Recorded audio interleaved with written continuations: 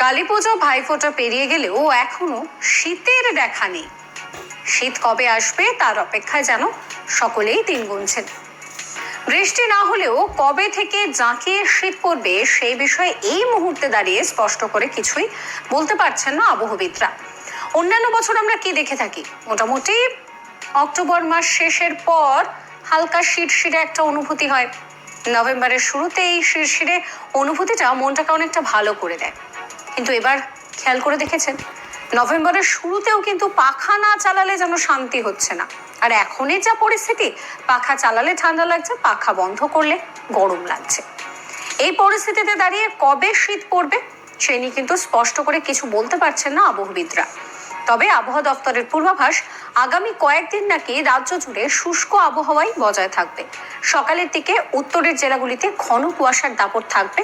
তবে উত্তরে হাওয়ার দাপটে কিন্তু তাপমাত্রা একটু একটু করে কমবে বলেই জানাচ্ছে আবহাওয়া দপ্তর।